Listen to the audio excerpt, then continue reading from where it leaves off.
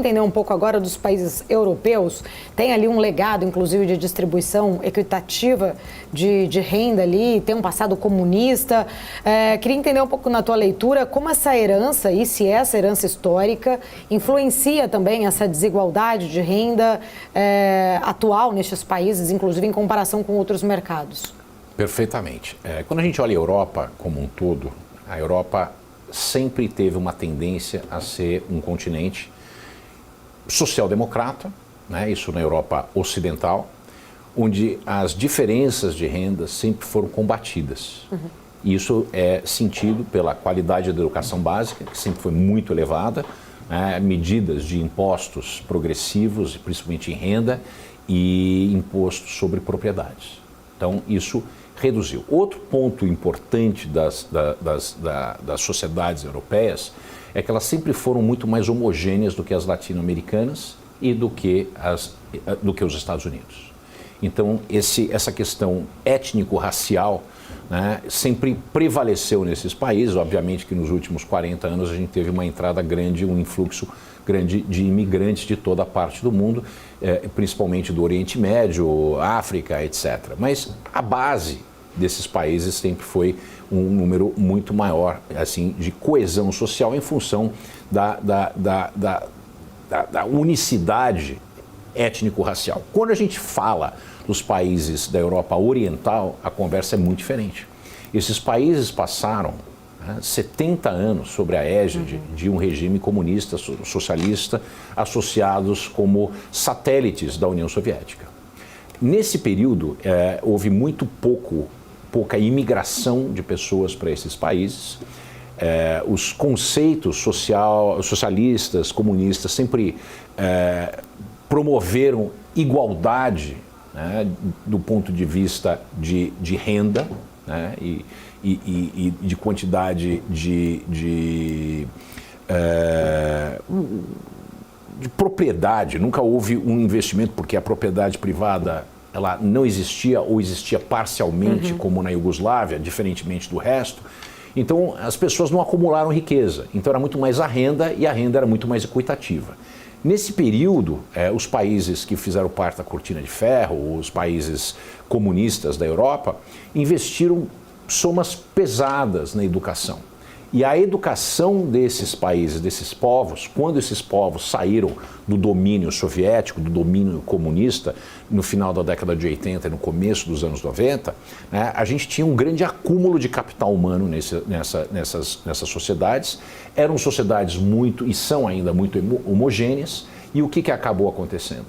A renda cresceu, tem casos especiais como a Polônia, que teve um crescimento vertiginoso, hoje é um dos grandes gigantes que não são notáveis na Europa. Ninguém fala da Polônia, mas a Polônia é um país que teve um crescimento gigantesco nos últimos 40 anos, e é um país hoje que é o maior exército europeu, está se despontando em uma série de áreas, né? E essas pessoas tiveram, ao longo dos 70 anos de domínio soviético, uma quantidade gigantesca de educação de qualidade, principalmente nas ciências. E isso foi sentido na transição democrática, que essas pessoas têm condições de fazer muitas coisas, aplicar esse conhecimento, tanto no nível das universidades, como em pesquisa e desenvolvimento pela Europa inteira, uma vez que grande parte desses países foram assimilados na União Europeia.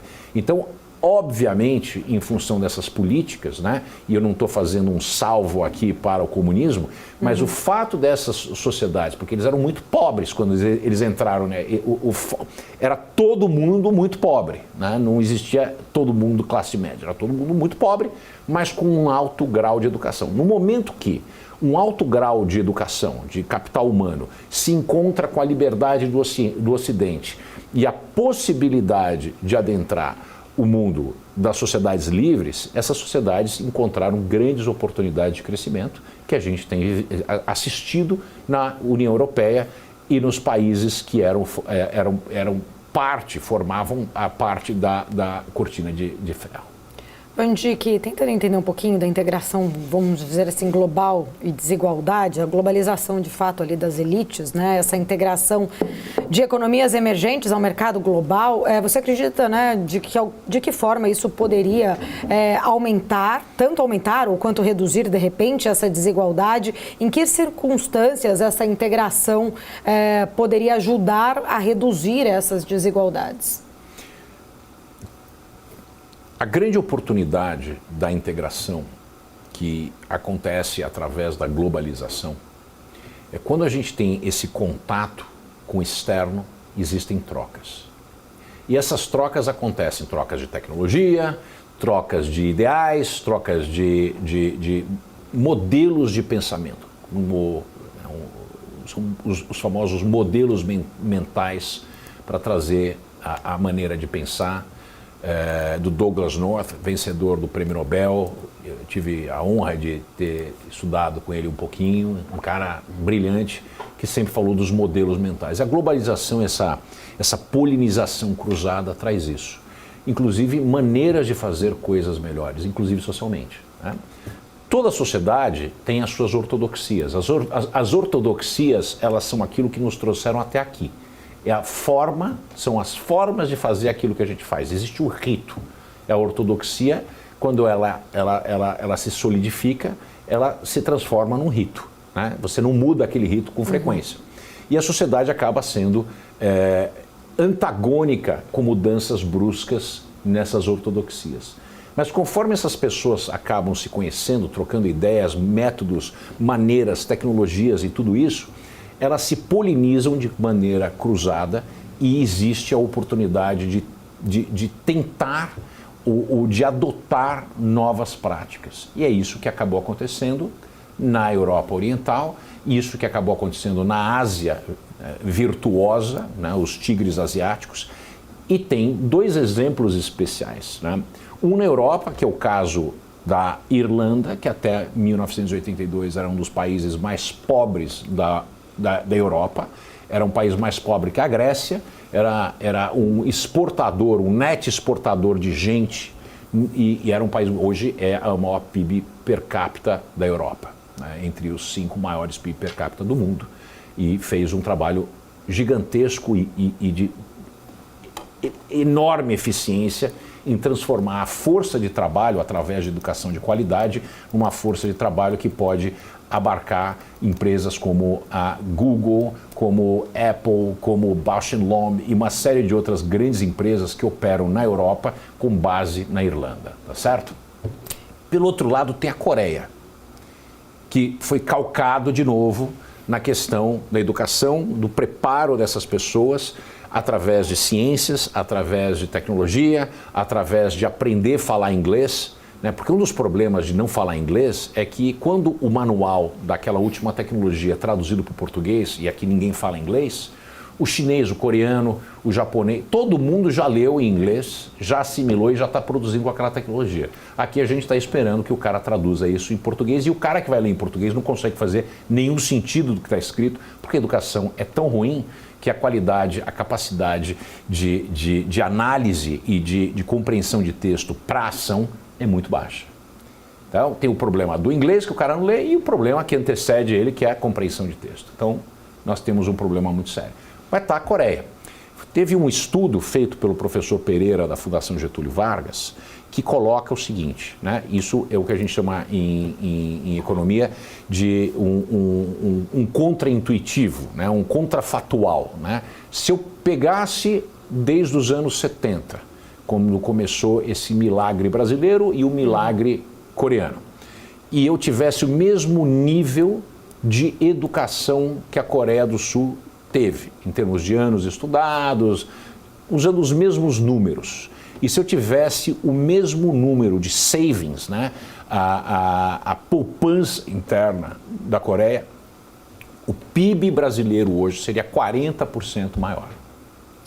Isso é um número gigante.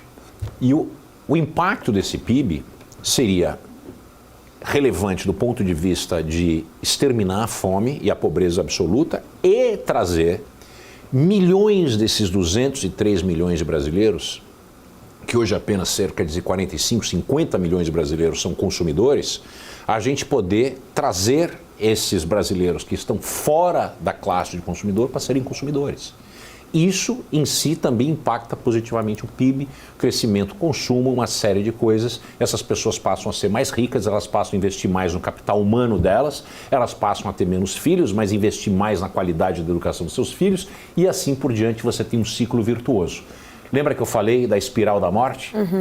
A gente começa a ter um movimento ao contrário, que é a espiral do desenvolvimento, né? E a gente começa a ter prosperidade, espiral da prosperidade. Então,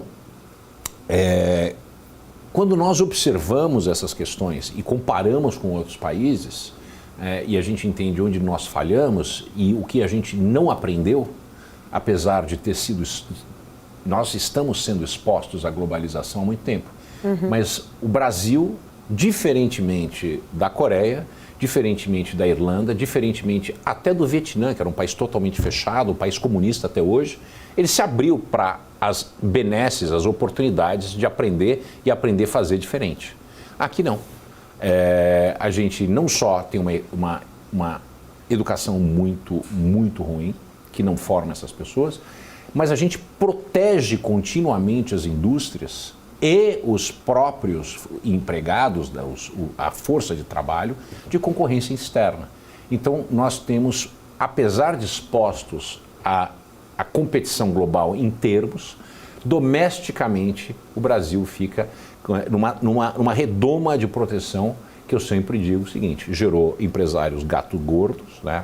A grande parte do empresariado brasileiro não tem competição, não tem capacidade nenhuma de competição internacional. Se abrir as portas hoje para a concorrência, quebra todo mundo, mas eles tiveram mais de 50 anos para se adequar. Né? E a gente não teve a contrapartida, a gente teve benesses em todos os tipos, desde dinheiro na mão do cara, né? o anabolizante do empresário, como abrir mão de receita fiscal, que hoje nós já beiramos os 6% do PIB. Sem a contrapartida de desenvolvimento, investimento, aumento de produtividade, nada disso foi conquistado. Então, se a gente fizer um 360, né, chegar de onde a gente partiu, nós temos uma pequena classe consumidora. Essa classe consumidora consome lá fora e quando ela é ameaçada, ela vai embora. Isso deixou grande parte da população com uma educação de baixíssima qualidade, que causa baixa produtividade. Essa população não consegue aumento, apesar de haver políticas de valorização do salário mínimo.